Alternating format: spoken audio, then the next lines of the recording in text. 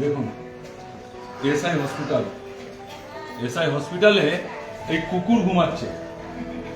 এই যে কুকুর পেশেন্ট হয় এখানে এসআই হসপিটালে, এই যে মানুষরা আছে এখানে পেশেন্ট আছে, আর পেশেন্টের সাথে সাথে এই গৌরহাটি এসআই হসপিটালে কুকুর বেডে ঘুমিয়ে আছে।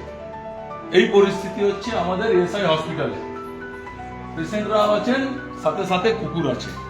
এইখানে এইভাবে চিকিৎসা হচ্ছে, সেন্ট্রাল গভর্নমেন্টের পয়সা, স্টেট গভর্নমেন্ট এইভাবে তাদের অধিকারীরা এইভাবে মানুষকে টাকা ছিন্ন ভিন্ন করছে এবং পরিষেবা নামে দেখুন কোনো পরিষেবা নেই, কোনো নার্স নেই, কোনো ডাক্তার নেই।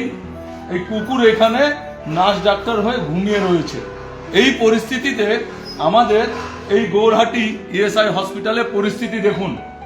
এবং এই মমতা ব্যানার্জি, এই হচ্ছে স্বাস্থ্য ব্যবস্থা, এই স্বাস্থ্য ব্যবস্থা হচ্ছে তৃণমূলের। কুকুর ঘুমিয়ে বেডে এখনো কুকুর আছে, আমরা এখন দেখুন আপনাদের লাইভে দেখাচ্ছি, মানুষ এখানে আছে। আমরা মানুষকে জিজ্ঞেস করবো, দিদি আপনারা একটু জানাবেন এই কুকুর কি আপনাদের চিকিৎসা করে নাকি?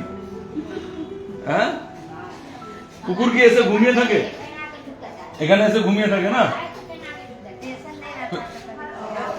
अच्छा, पेशेंट नहीं रहता है तो आकर घुस जाता है। हाँ, देख लीजिए क्या परिस्थिति है। यहाँ बच्ची है, एक बच्ची, हाँ, ये छोटी बच्ची है, इसका एक बेड छोड़कर वो सोया हुआ है। अगर इन्फेक्शन होगा, इन्फेक्शन और ज्यादा फैलेगा तो कैसे इलाज होगा लोगों को? ये परिस्थिति है हमारा यहाँ पर गौरहट्टी एएसआई हॉस्पिटल का।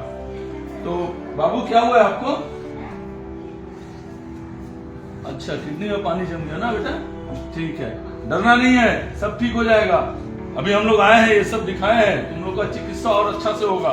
ये परिस्थिति है, এই পরিস্থিতিতে পশ্চিম বাংলার স্বাস্থ্য ব্যবস্থা রয়েছে। মমতা ব্যানার্জি দিল্লি যাচ্ছেন, ওনার রাজ্যে এই গৌরহাটি এসআই হসপিটালে কি পরিস্থিতি এসে দেখুন। এইখানে আসার ওনার দলের কোনো চেয়ারম্যান বলুন, এমএলএ বলুন, এমপি বলুন, ওদের সময় নেই।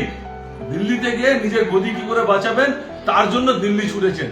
তো বন্ধুরা আপনাদেরকে বলবো, এই দেখুন আমাদের গৌরহাটির পরিস্থিতি। আসুন এখানে দেখাই।